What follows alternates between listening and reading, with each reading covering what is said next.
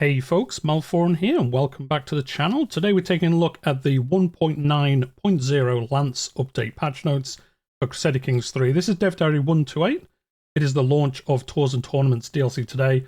So this includes all the updates for that and then also all the updates that are part of the free patch as well, which is a considerable amount. So there's also some stuff snuck into this that weren't mentioned in any of the dev diaries, such as a lot more mines on the map, as we will get to. But we're just going to take a look through all the changes. Let me know in the comments down below which ones you're excited for. But we're just going to get straight into it. Obviously, the expansion features here, we're not going to go into a great deal of detail because I have covered them on the previous dev diary videos. But so we've got grand activities in here. We've got the grand tournaments, the grand tours, the grand wedding, both kinds, the activity intents, the murder feasts, the falconry hunts, the accolades, activities, dynasty, legacy. Now, this is actually one thing which I'm not sure that they ever showed off in any of the dev diaries. Somebody correct me if I'm wrong, but I don't remember actually seeing it at all. So there is a new dynasty track to do, and it makes all activities extraordinary for your members of your dynasty, from increased marriage acceptance from your grand weddings, to increase legendary animal sightings, to being able to host an entire grand activity for free per dynasty member. That sounds really, really good. We'll take a look at that in-game at some point in the future. In fact, I think the new campaign I'm going to start today will probably go down this tree if we can, but just to kind of see what's in there. So, like I say, I don't think that was mentioned anywhere. It sounds really good. Some of these marriage acceptance modifiers seem like they're getting a bit crazy, but we'll see, because it looks like you can get a bunch more from there. So it'll be interesting to see exactly what the other bonuses are as well. And whether we would take this over other Dynasty Legacy trees. Some of the other ones are obviously pretty good, so, you know, we'll see next time we're in game. And then new character art, obviously they've done a bunch of evolving armors now. So armor, if you're playing in the Western world, will progress during the ages. So it'll start quite simple and then get better and better. And then I think later on in the game, it gets like the coat of arms shown on your armor and things like that. So looks really, really cool. It's going to be good to see. New music, over 20 minutes of new tunes. Always love the music in Crusader Kings. It's fantastic. We're getting some new music, a new main theme, 4 mood tracks and 13 contextually triggered cue tracks, which I imagine will be like for the grand weddings and things like that, I would think. And then we're into the free features, which are regencies. They're part of the free patch.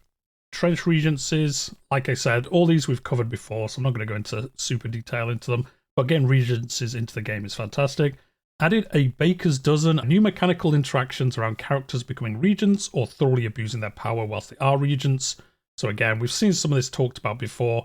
Added the diarchies, I think is how that's pronounced, allowing mod scriptable power sharing arrangements between 2 characters at a time.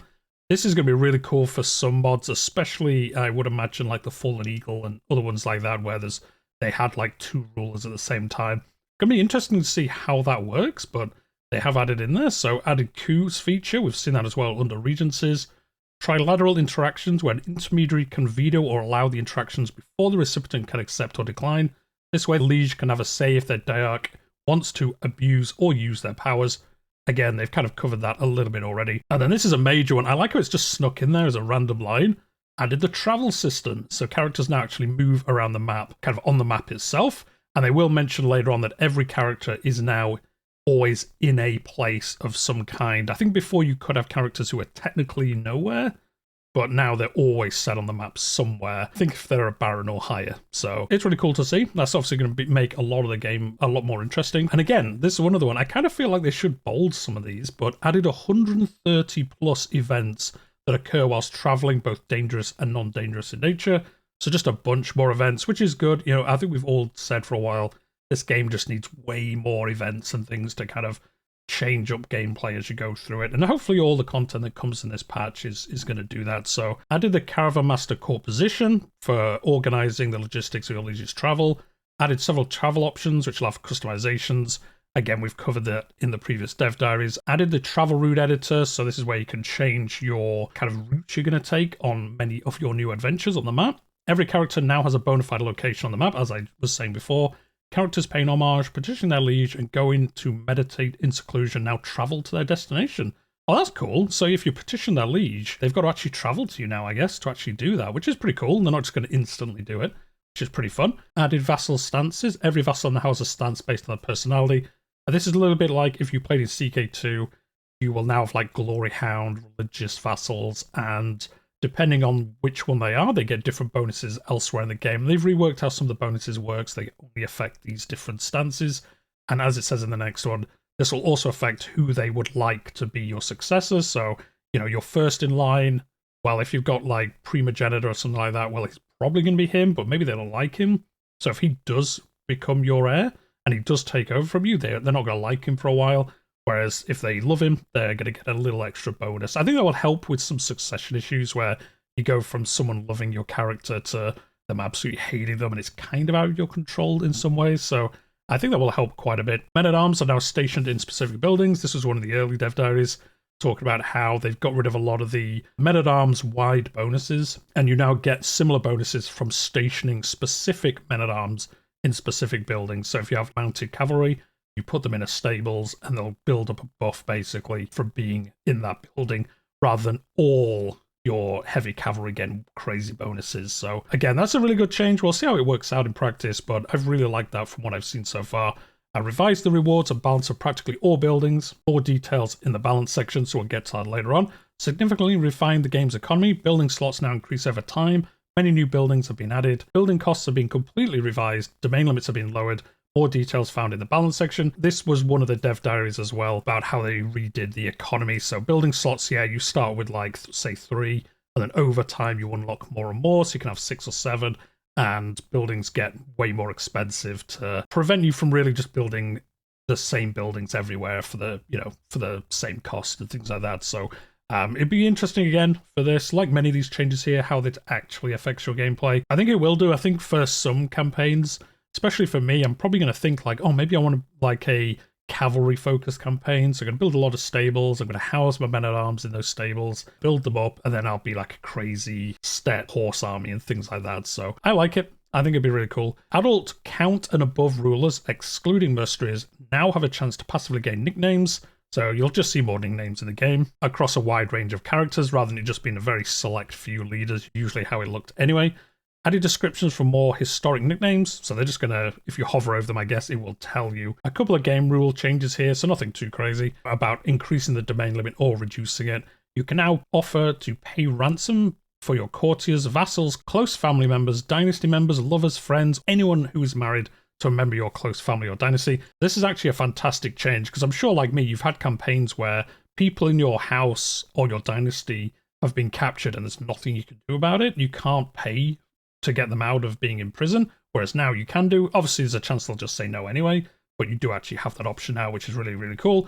One of my favorite changes here, added the economy map mode, accessible under the additional modes menu, or by pressing Control S. It shows your income on a per county basis, allowing you to plan your conquest properly. It also shows the location of all special buildings in the game, whether they are constructed or not. This is literally, I'm not even joking, probably one of my favorite patch changes. Being able to see the economy is going to be really cool, as it says, plan your conquests. If you're taking some land off someone, you can kind of see easily now, oh, well, that's really prosperous. I'm going to take that bit of land rather than this other bit that isn't, especially if there's like a mine there or something. And then being able to see special buildings on the map. I've been asking for this since the game launched, as many of you will know if you've followed the channel for any amount of time, because sometimes I've had them, especially back in the day when I used to do some more live streams, where I'd have an empire or a kingdom, and somebody would say, why haven't you built that mine in Mali or somewhere? And I'd just be like, I had no idea, because I haven't been to the wiki and looked. Because that was basically the only way to know, other than clicking into every county and seeing whether it had a building or not. Whereas now you can just see them on the map. It's going to be absolutely fantastic. Added the control map mode. This is just going to allow you to see whether you have full control somewhere and then absolute control is in effect. That's a really good one, actually, for the absolute control, because that was pretty hard to see sometimes, the benefit of that perk. Now you're going to be able to. Another fantastic one, I know a lot of people are going to be happy about this, Destroy Artifact button is now in the game. It does also redeem you some of the gold cost. They did say in one of the dev diaries the percentage, I can't remember off the top of my head, I think it was like 50% of the cost you got back. And if you're Iconoclast, you can destroy artifacts of any rarity and get piety for doing so, which is a cool little flavor thing, kind of going along with the Iconoclast religion about not liking artifacts and things. So it's cool they added that little bonus in as well. They've significantly updated the current situation widget. This is obviously where it tells you, you can declare war on people, you can get married, things like that. They've updated, they've added some icons, they've added more info. So with vassals and things, it now shows you how big their armies are in that UI rather than you having to click into them. When hiring a physician, you now get to see what aptitude they have directly in the event option. Being able to see that without going, well, I think they're good. I'm not sure what I've got though. Now it's just going to show you, which is awesome. They've added the HUD skin selector, so you can now basically choose whichever of the HUDs that you like. So you can be playing in, say, the Byzantines and have the Northern Lords Norse skin on your UI just because it looks different. I actually really like the Northern Lords ones. I've always liked the Viking skins in the Crusader Kings games. So yeah, you can basically select whichever one you like now. There's not too many of them, I don't think. I think there's only 3 or 4 different UIs, but the Norse one is probably the best one, let's be honest. The outliner has been significantly updated to be more useful. Again, similar to the other situation log, it's just going to show you more info. So health, powerful vassal status. One of the cool things is it's going to show what your armies are doing. So if they're moving, sieging, fighting. So if you have a lot of armies and maybe you're looking at a few different things at a time, you'll be able to see, oh, one of my armies actually got caught into a fight. I can go and have a quick look. Or they're sieging or embarking. It's just going to be really good being able to see that information at a glance rather than having to go into everything. I think there's a lot of changes here that are like that. A lot of things where it's just like, oh, it's just the information is here for you to see without you having to go into like 5 menus to find the same information. So all really good. Canterbury Cathedral has been added to the game. Bunch of modifiers, a bunch of cool stuff. Traits can now have tiers with individual XP bars. This is going to be shown in the Traveller and Hastilda traits. There's also been like retroactively added to the Reveler, Hunter, and Pilgrim traits. They've covered that in a couple of the dev diaries, which I will leave a link if you are interested in any of these things. There's a dev diary video for you somewhere. The barbershop has been updated to be full screen and will host new tools and settings. You can select which background you want. Comes with appropriate lighting by default, which character should be in the shot. This is very like the barbershop improved mod in the workshop. A lot of similar options here. It's going to be really good, especially if you're like taking pictures and things like that of your characters and just seeing how they look and things like that. So a bunch more changes in the barbershop. You can now change your hair a lot more. You can actually now customize your vassals and subjects. So if you have a particular vassal that you don't like, you can actually go into the barbershop and change how he looks a little bit. So that's going to be pretty fun to do, I would imagine. Added an event where your realm priest riles up zealot vassals against you. Be interesting to see when that triggers. I guess if you're not being very pious, he brings up all your zealot vassals and says like, hey, maybe we should throw this guy out. He's not being very holy. So it'd be cool to see how that actually triggers. 5 new martial lifestyle events, 1 new wealth, and 5 new dread lifestyle events.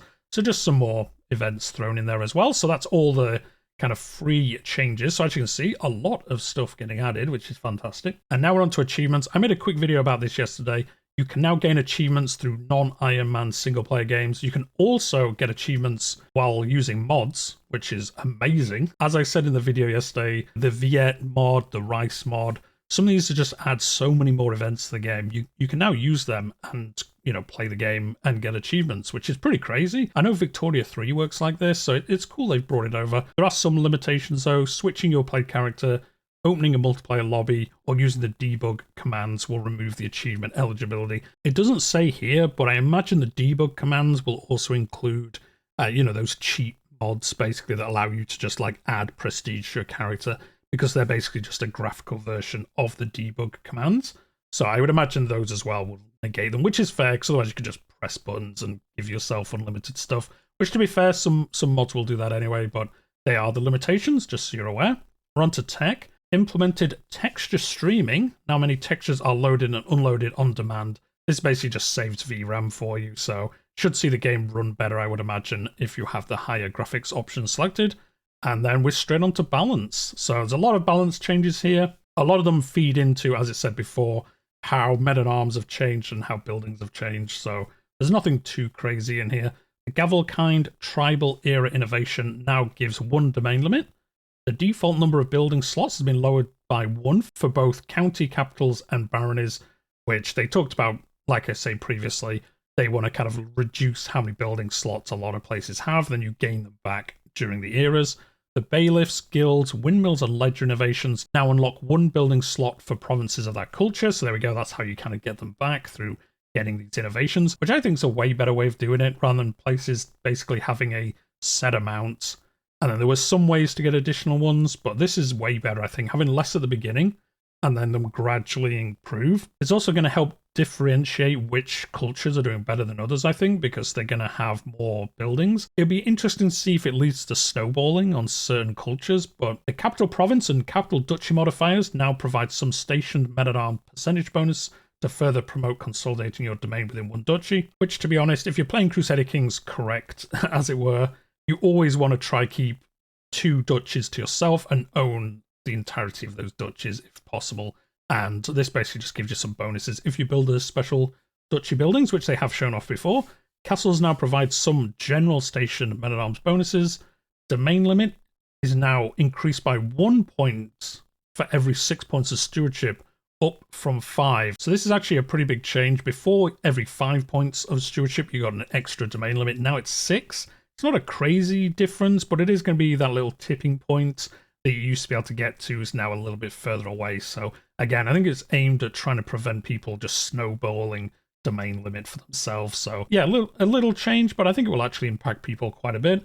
Rebalance starting innovations, so fewer cultures start with Ledger unlocked. I can't remember off the top of my head what Ledger gives. As they've said here, Ledger is one of the ones that gives you an additional building slot, so I guess that's why they've taken it off some of them. Indian rulers can now recruit fewer Pakes and men-at-arms. I've not actually used them in-game, but I guess the limit has been lowered, so you can't have quite as many. I wonder if they were just super overpowered. They probably were, that's why it got reduced. The AI will now attempt to group buildings that boost the same men-at-arm types in the same province. This is obviously going to be way more important now. You have to station the men-at-arms in places. There, obviously, you want the AI to act as close to a human as it can with planning. You know, it doesn't want to build loads of stables and then just have archers and things like that because they're not getting that bonus that they should be. So, again, it'd be interesting to see if that's actually how it works, but that's what it says. The AI will now prefer constructing certain building types based on cultural preferences and currently recruited men-at-arms, which is a really cool change. It'd be interesting to see if you have a certain amount of buildings and then the AI leader changes culture or something like that, how it goes about reconciling that, like how it tries to alter the setup of the buildings there. So, and the next one to curtain walls are now available in floodplains, replacing watchtowers as their fortification type. Basically just a name change for floodplains. Makes more sense, I think, than watchtowers. Ramparts are now available in jungles, replacing watchtowers. So again, really just a name change, I think, more than anything. They might give slightly different bonuses. I'm not sure off the top of my head. Royal Armories ranks 2 and 3 now reduce army costs by more. And there's a lot of army cost modifiers now in the game, so we're going to see some crazy large armies for cheap, I think, on some playthroughs. Passages now give supply limit and a bit more levies. Hunting grounds no longer give men-at-arms bonuses. Instead, they give defensive advantage and raid protection, which is pretty cool, actually. The raid protection bonus is nice, especially if you're playing, you know, where there's a lot of raiding, north and west of Europe, especially. Orchids now give a bit of development growth percentage. That's pretty cool. Elephant pens now give more tax, but no heavy cavalry men-at-arms bonus. Outposts give a little bit of tax. Camel farms give a little bit of tax and raid protection, but no night slots. Increase the cost of all buildings at higher tiers. Instead of flat increases for every tier as before, tier 3 and above now follow geometric progression. I think it just means they just keep, you know, going up in price, not at a set level. So you're going to see the much higher tiers be way more expensive. And they've added a bunch of new buildings here. We're not going to go through them all because they're basically all about the men-at-arms things and things like that. And we have covered them in a previous dev diary, but these are all new building types, which is really cool. Invasion wars now have a cap of 150% for occupation, up from 100. This should avoid stalemates. This just allows you to earn more war score through occupation, which I think makes sense if you're invading somewhere. If you own more land there, it should give you a bit more of a bonus, so it has gone up by 50%, which is nice. The Wootz Steel innovation no longer gives men-at-arms bonuses. As we've seen, a lot of these are changed to remove the men-at-arms bonuses, like advanced bow making. Windmills innovation no longer gives 5% domain tax, so a little bit less money would you pick up that innovation. All tier 6 military buildings now require Royal Armory innovation. So, I mean, I guess you could theoretically get them before, but, you know, now you have to have that specific innovation to even do it. Expanded the Deinwerk special building by 1 province. Not sure what that is. Probably butchered the name, but it has had a change. And then the same thing here, they give some men-at-arms toughness. All fortification-style special buildings now also give a bit of station men-at-arms damage, toughness, and siege speed. Just a nice little bonus for, yeah, the Tower of London, the Alhambra, and other ones like that. All mines, and as we will get to in a second, there's a lot more mines, now give a lot of siege weapon effectiveness for station siege men-at-arms, representing the historical use of miners as sappers and siege workers. So yeah, if you can get some mines in your lands, you're going to be increasing your siege weapon effectiveness by a lot. And yeah, there's a lot more mines, so you've got a chance of having one versus before. Several cultural traditions, especially the various terrain dweller and terrain warriors, have been updated to ignore travel danger in those chosen terrains. That's more helping your leader with traveling, because they're obviously a bit more of an expert in those kind of terrains. Remove levy size modifiers from the martial skill and martial organized armies counselor task. Increase the levy reinforcement offset modifier from the martial skill and martial organized armies counselor task. So kind of taken away from one, giving you to the other bit of the counselor task there. Martial skill now gives offset army maintenance and men-at-arms toughness bonuses, so the higher martial skill you have, the cheaper your army is, and the more toughness your men-at-arms have across the board, I guess, from how this is written. And then here we go, these are some of the big changes. 21 additional constructible universities around the world, so there's 21 new university locations, 6 already constructed universities in India, 4 mines in India, 1 mine in Anatolia, 5 mines in Eastern Europe, 2 mines in Western Europe, 4 mines in Africa, and 2 in Persia. So a lot of new mines. I think in the Eastern Europe, I think I saw today they're pretty much all in Serbia. So there's just a lot in the Balkans. So you can have some crazy high mine production campaigns where you can have a lot of siege effectiveness because you can station a siege unit in each mine, I guess, if you wanted to go really crazy anyway, and get all loads of bonuses, all that gold and things like that that they give. So yeah, a lot of changes there. All ethos except egalitarian now reduce the opinion of different culture minority vassals. The coastal warriors and seafarers cultural tradition now unlocks trade port buildings in tribal holdings. The coastal warriors cultural tradition now gives station men-at-arms bonuses to trade port line of buildings. So just some additional changes there. All special mines now boost the quality of metal-based inspiration significantly. So yeah, again, another reason to have a special mine is it's going to increase your inspirations for artifacts. So you get better artifacts, hopefully. It is always down to chance, I always find. And we'll see what difference this actually makes. But yeah, having a special mine helps you with inspirations. Alliances can now be proposed to extended family, but the acceptance chances have been rebalanced to be less permissive. Opinions, traits, and AI personality now weigh heavier in the calculations. So yeah, you can now get that extended family alliances. They're not always going to say yes based on their character, basically. Barrack line of buildings now give bonuses to stationed heavy infantry and pikemen. Decrease the cost level of farm estates line of buildings. Increase the tax gain from tax offices line of buildings. Cynical AI will now want to revoke Holy Orders leases from orders they are not a patron of.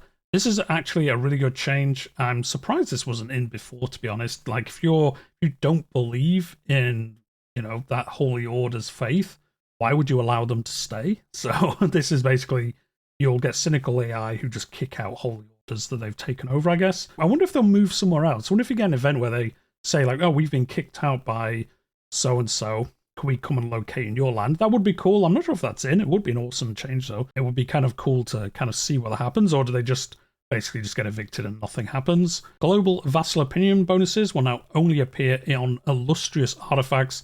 This is to lower the spam of, opinion bonuses, which were getting a bit out of hand on some artifacts. So now they'll only show on illustrious and higher. Herald of Norway will no longer institute thing succession on England as long as it's held as a secondary kingdom. This prevents the kingdom from immediately falling back into Anglo-Saxon hands via election. I mean, they could have changed it so Scandinavian characters had way more preference than Anglo-Saxon, but I guess this also fixes it as well, so it works either way. Inspired Wanderers now produce slightly better artifacts. It now costs less prestige to designate a Shield Maiden. That's actually a really cool change. Get more Shield Maidens. It was actually kind of prohibitively expensive before, where you wanted to use prestige on so many other things, you wouldn't make Shield Maidens, but now it looks like you're going to be able to do that a lot more if you want to. Leisure Palaces now give scheme success chance on high levels. A nice change. Local Artisans spawned by the Commission Artifact decision now have a modifier called Local Artisan, so the player can tell they will produce worse inspirations if assigned to the core position, whereas before it did this, but you just didn't know. Lowered most sources of cultural fascination progress modifiers. This is actually a really good change because you could snowball cultural fascination progress so much with the modifiers that are in the game. If you took the right ones in different places, you could get crazy progression. So they've definitely lowered it across the board, as it says. Lowered the tax mult and build cost modifiers from being a steward on your Legion's Council. Well, that's unfortunate. That is unfortunate because they were pretty good bonuses, but I think they were great. Weren't they like 30% to both? It was something crazy high, so made Genghis Khan always spawn with a peacemaker perk, so he'll just make peace, he'll just sit in the corner of the map and not do anything. That's definitely not what it means. The peacemaker perk isn't that, although it sounds like it would be. And yeah, he's obviously going to be, I think, a little bit more powerful with this than he was before. We'll see. Made the Flight of Fancy event happen much less. Made the AI in the Iberian struggle be much more aggressive in the opportunity and hostility phases. This is a fantastic change as well, like many of the changes in this patch, to be honest. This is going to make those phases occur differently. I think if you've played through the Iberian struggle, it pretty much plays out the exact same way every time. It'd be interesting to see how much more aggressive they are, and I guess we'll see a lot more wars in Iberia. Marches now give much more defender advantage alongside a significant reduction in local danger. Military camps now increase supply, control gain, and reduce maintenance. More special buildings now give renown boost. I think they mentioned further on as well as some more renown changes, because with the amount of trees there are now, legacies, we kind of need more ways to get renown, because it's pretty hard to get like 2, 3 filled. I mean, definitely 3 filled. I mean, I never like max out getting renown. I'm sure there's ways to do it that I'm not aware of. Usually got through like 1 or 2 trees, because they get crazy expensive later on, so we're going to get some more renown boost from this. Newly formed divergent cultures now get a slight cultural conversion speed boost against their parent culture for 50 years. This is just going to help them kind of survive, really, and expand a little bit. Pay Ransom now has a stress impact, where several traits reduce stress, such as compassion or generous. Practice pirates were now restricted to non-tribals of Duke tier and below, or else realms no larger than approximately the size of Wales, to prevent the entire HRE taking up piracy on the Emperor's orders. What a sad day this is that this got changed. It's a really sad day. I mean, it makes sense. You could have crazy things, yeah, like empires that did piracy and stuff like that. So this makes a lot more sense. It's going to kill off some cool campaigns that you could do, but I think it makes sense. So I'm happy with the change there. Realm priests will now tend to learn the language of the liege, either on appointment or via a scheme. That is cool.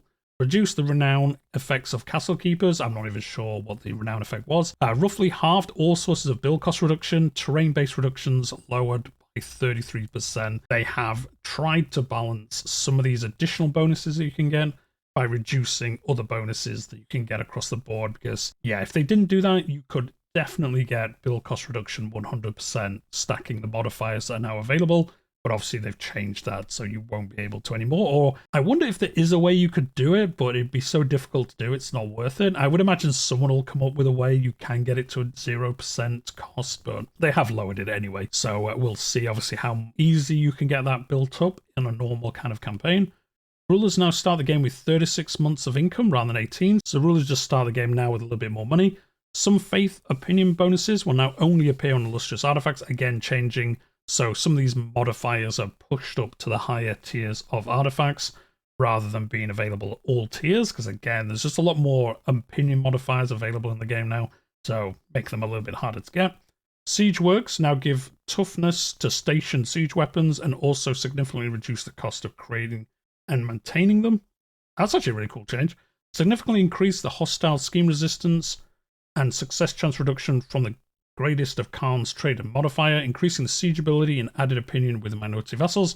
Again, just making the Greatest of Khan even better than before. So we'll see. Maybe we'll get a full conquer of Europe from a Khan at some point. But anyway, this has improved it a little bit more as well. Significantly lowered the chance of getting the Getting Ahead Court event chain, which is awesome because you used to get this event like every 10 years. And it's funny like the first 5 times, and then it's not that funny, and it's just kind of annoying. I do think they need to add a lot more court events. I'm not sure how many we are getting in this DLC, but I think they really need to add a lot more court events when you hold court, because you really do start recycling through them quickly. So yeah, hopefully we see a lot more. The AI should now be a little less likely to start schemes during a house feud. I guess we'll see a little bit less than that. The AI will now try and use hooks in marriages if it would sway a good candidate that otherwise refuses. It's kind of crazy they didn't do this before. The game's been out 2 years. It's wild that they never used hooks to try and get better marriages.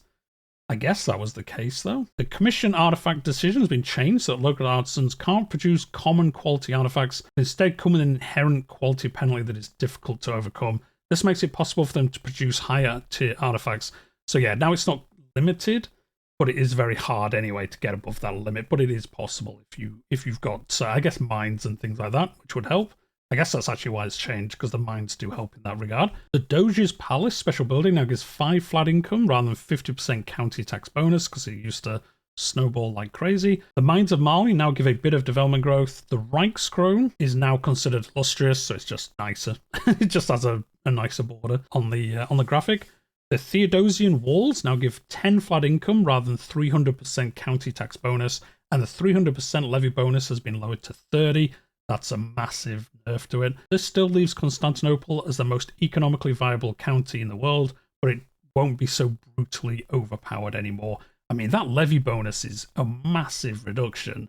It's 10% of the old one, and the tax bonus as well is a massive change, especially later on in the game. Obviously, being a percentage based, it would, again, snowball really crazy like some other things, but being a 10 flat, it can't. So it'll be more powerful early game and then less powerful the later you go on. The Walls of Genoa now give 3 flat income rather than another percentage bonus. As you can see, they're removing a lot of these percentage bonuses because they could just get out of hand really easily. The Altage Crown now gives Zealot Opinion rather than Same Faith Opinion, so changing to those stances that we saw earlier. The Military Academies building now increases man-at-arms limit and reduces recruitment costs. Theocratic vassals will now often be selected for the position of Realm Priest, preferring high learning characters and religious heads. I wonder if this means Realm Priests are going to be better in general, rather than you getting those, like 2 to 6 rated learning characters that you'd hate, and there was very limited ways to get rid of them. Sounds like maybe you're going to see an improvement in that and get them a little bit better. Universities are no longer founded by decision. They're now constructed similar to other special buildings. This was done because the economy map mode now shows where they are located. So yeah, there's no need for the decision, you can just see them on the map. Universities now boost the quality of book inspiration significantly. Universities now give 10% lifestyle XP and 5% cultural fascination progress to their holder. That's a nice little bonus for universities now, especially as there's more of them. It's a nice bonus. Maybe you can collect them all and have like 100% XP bonus. It'd be crazy. Updated the old Intrigue and Martial Feast events to be more relevant modifiers that give lifestyle XP. And then next, they've upped the maximum score from occupations. They mentioned this earlier about invasions, but they've actually added it to most CBs. I'm not sure why it's on here twice, but there you go. It's basically changed for basically every kind of CB to match the same. And then the next two here are all about vassal stances. Because we have them now, they've changed how they appear on artifacts. It's not just general modifiers. They're now around the certain stances that people have to kind of specialize them a little bit more. When a ruler is vassalized with religious protection, who can have a jizya contract too, they now get that contract as well, so it stops you revoking them, I guess, from having that straight away.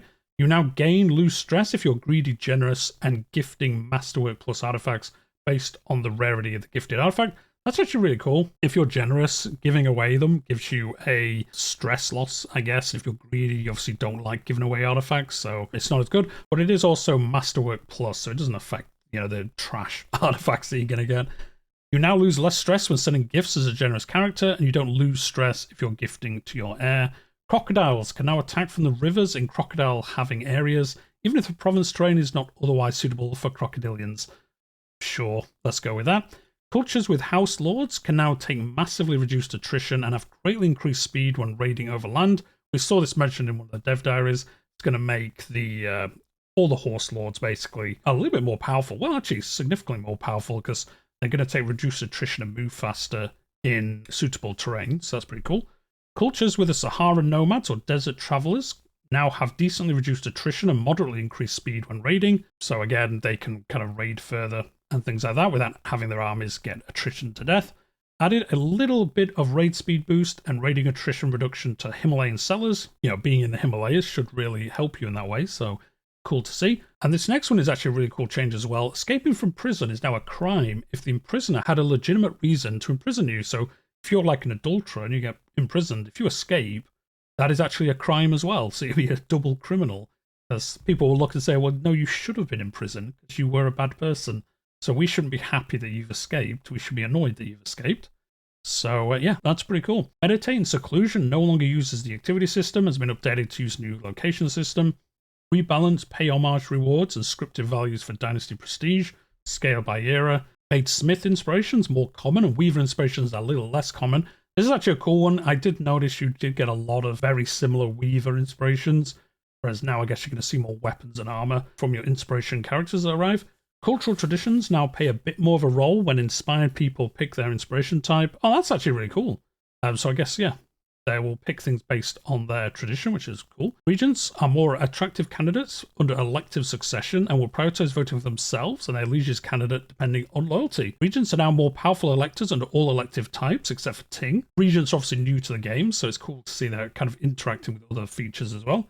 Gaining strife opinion as a regent will now cause characters to want to murder, abduct, torture, castrate, and or blind you. So basically all these if you want. So we've seen the strife modifier. They talked about it in one of the dev diaries. Doing things that the other vassals don't like will basically cause them to dislike you, and then they'll try to do all these things to you if they can. Increase the amount of stress loss for generous characters sending gifts. Progress to friend will now only make the two characters potential friends if their opinion is above 0. Increase the chance of recovering from minor illnesses. Increased chance of becoming scarred. So you can recover from illnesses a bit better, and you'll also get a bit more scarred. The scarred one makes sense. You rarely got scarred in the game, to be honest. That's obviously changing. So there we go. That's all the balance changes. A lot of balance changes. And yeah, a lot of cool ones in there as well. I think all of them were pretty good. I don't think there's any in there I don't really agree with. So cool to see. We're on to AI next. The AI will now actively propose marriages to the player and their player's heirs. They will pretend that the player has the acceptance of an AI, meaning that you won't, for example, get proposals from counts if you're a higher tier ruler. So again, I guess they weren't doing this before. I guess I've never really noticed it, although it makes sense now I've read it. So yeah, you'll get more AIs coming to you and say like, hey, can I marry my child to your child? And we'll have this marriage. And you can say yes or no. This is cool. I think I like doing like the first maybe 2 to 3 of my children. But if I have more than that, I usually end up just clicking, you know, yeah, they'll do. Whereas now I guess people might come to me and say, hey, do you want to marry my 5th child? And I'll just go, yeah, why not? Makes sense. So again, a cool change. Another change where you think it's been out 2 years. Why wasn't this the case before? But glad that it's actually done now. Pious and warlike AIs will now use the Ask Pope for claim interaction to gain claims on titles that are relevant to their interests. So again, just using features that you can use, the AI is actually going to use them themselves. Fixed an issue where the AI wouldn't go for a war goal as an attacker. Again, which is wild, you know, that they wouldn't do that sometimes. Loyal AIs will now want to ransom their friends and lovers. Lustful AIs will now want to ransom their lovers unless they're terribly greedy. Make the AI less likely to propose alliance with significantly smaller rulers, though they might still accept incoming requests if it's someone they care about, such as their children. So I think this will just reduce the amount of alliances some people have with like really small nations, and you're like, why are you allied as the Byzantines to this count that has like 50 troops? Makes no sense. Looks like that's going to go away. The AI is now more inclined to keep sieging, break sieges if it can. That will be good, especially for AI armies. I'm sure you've noticed if you have an allied AI army with you, that sometimes they've nearly finished sieging and then they just wander off to somewhere else and just ignore the siege they'd almost finished. I guess this means they're actually going to try to finish them. The AI is now more willing to form stacks, exceeding the supply limit of a province if it involved in high-scale wars, kind of consolidating troops together. Yeah, you'll take some attrition, but it's worth it in the short term. The AI is now slightly more inclined to keep the bonus from train commanders until they're bankrupt. The AI now properly gets a discount on feudalizing tribal holdings. The AI will no longer switch to organized armies in peacetime, as the gold saved only applies to raised armies. Again, crazy that they would do that. They will now check if they should revoke Holy Order's leases more often. This is where, you know, someone from a different religion would take some land, and then if they're Catholic, they just leave the Asatru Holy Order there, even though why would they ever do that? It's going to make them get rid of them a bit more often. They will now ransom their close family or those married to their close family more often, even if they are not in their court. Very compassionate AIs will extend this to their entire family. So as we've seen again with a lot of the things previous to this, it looks like traits are going to take a lot more effect on what characters do, even more so than they do already. If this works correctly, having certain traits is going to really change how some leaders act versus other ones, especially around things like this. The AI will now try to propose alliances to its vassals via the interaction, are more likely to build tax offices, duchy buildings in suitable locations, so I guess the AI will end up with more money in the long term. More likely to pick organized armies, martial task, if below 80% of max army strength at peacetime. very compassionate, generous, and honourable AIs will now want to ransom their liege. So again, just a bunch of AI changes. A lot of them is crazy they weren't doing it already, but good to see them fixed, and hopefully will change how some campaigns work out. And so let's go on to the interface section. And we're not going to go through all of these, to be honest, because there's just a lot of minor changes that aren't really kind of that important. You might not even realize they were happening before or now. So we're just going to go through some of these. So the top one is added the prefix icons for modifiers. This is just going to help you see at a glance without having to look at the tooltip necessarily. If a building changes like gold income or prestige or certain kind of troops and things like that, there's going to be an icon there rather than you having to read the tooltip every time. Added interaction icons for grant, independence, and join war. I mean, I guess that's useful. Nothing too crazy. Next one's really good though. Added a you can ask the Pope for claims situation item, showing you any duchies and above that you can get a claim on. So this is really cool because I think a lot of the time you forgot about this option anyway. I know I did a lot of the time, where you'd forget to look, or you'd look and the Pope would say you could almost get claims on these titles, and then you'd forget that you were trying to get them or something. Whereas now, if there's any that you can get that are duchies or better, you will now get a situation log thing saying, click here and it will list the ones you can get claims on via asking the Pope. So that's really cool. It's going to be interesting to see them pop up when something happens. Maybe a bit of a heretic takes over a kingdom, so it pops up and says you can now have the Pope give you a claim because he really doesn't like the guy that's in charge now. And you can obviously go through doing that. It's a really, really cool change. And then further down here, so there's a lot of adding toasts. So you're going to see a lot more stuff when people ransom you and other little notifications and things like that, just so you're kept up to date with things that are happening. And then they've added here a bunch more strings for missing relations strings that were obviously not in the game. So aunt-in-law, uncle-in-law, granddaughter-in-law, great-grandson-in-law, basically a bunch of them. I don't think this really affected you most of the time, but they've added them in there. I guess this would potentially affect mods and things like that as well. So a bunch of them have been added. And then further down here, we've got excluded parents, grandparents, and great-grandparents from the family can marry current situation, as marrying away your widowed mother isn't something we want to motivate players to do. So you can obviously marry off your mother or your father if they're obviously the other one died and they were the ruler. I don't suppose it really matters that much if you do. Someone let me know in the comments down below if there's a reason why you wouldn't want to do it. I guess they just don't want new players to proactively do it for whatever reason. So I guess it makes sense. Why would you try and marry off your mother to some random place when they were pretty old? You probably want to keep them around. So yeah, they're just not going to prompt you to do it. You can still do it. They're just not going to prompt you to do it if you don't want to. And then they fixed a bunch more things here. Like I say, we're not going to read through all these because, as you can see, there's a lot of them.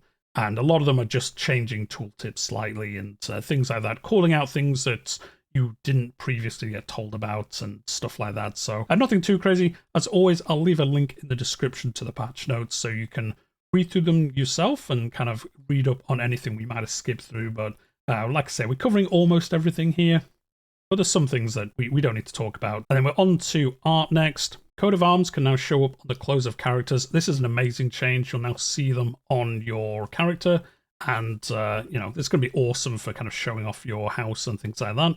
Several existing animations have been updated with expressive introduction segments, bringing more movement and life into events. So there's obviously a lot more. Your character's going to move a lot more in the UIs that pop up, and there's 45 plus new animations. A lot of these are based around the tournaments, so galloping on horses, things like that. Obviously, you can now see horses in the UI, so there's obviously a bunch of new animations and things like that. So all fantastic new stuff. And then they've added basically a bunch of new armors. This is all armors, some culture specific, some just in general.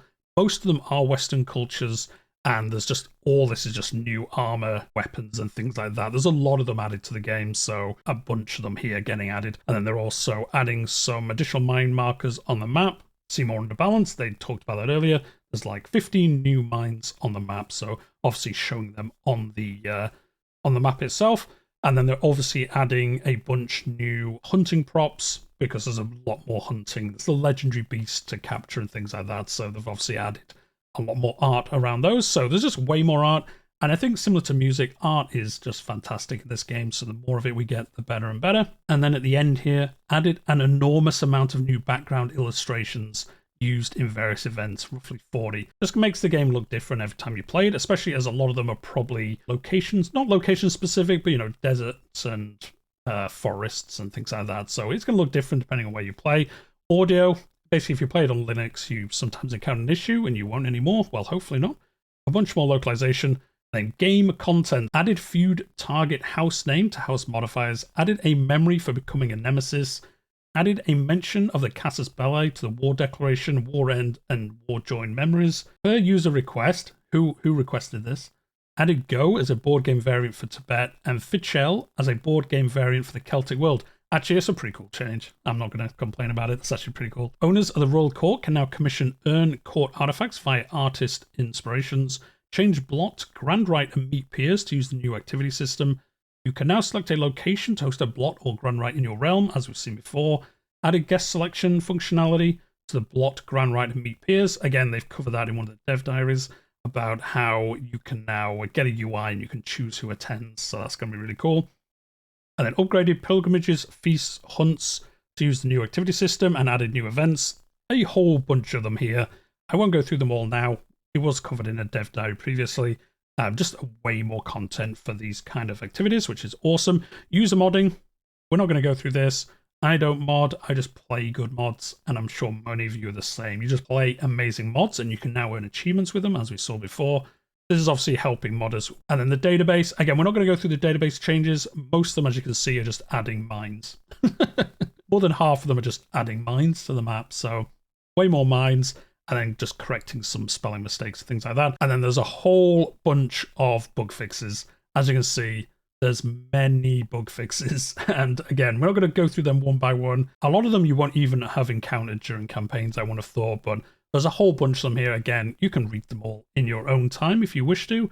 You don't need to have me read them out to you. They're not the least important part of the patch notes because there are some actually really good changes here, but also there's a lot of them. So it'll take a long time to read them all. And that is it. So that is the 1.9 Lance patch notes, the free content, the paid content for tours and tournaments. So hopefully you've enjoyed this video. Hit like if you have. Subscribe if you're new here. I play a lot of Crusader Kings on the channel. I cover the dev diaries, news, patch notes, obviously, and I do narrative campaigns on the channel as well, if that's your kind of thing. But I do also play other historical titles on the channel. But with that being said, we'll leave it there for today. I hope your tours and tournaments or just your 1.9 Lance free content adventures are fun. Leave a comment down below with maybe your craziest thing you've encountered so far. But we'll leave it there for today, and I'll see you in the next one.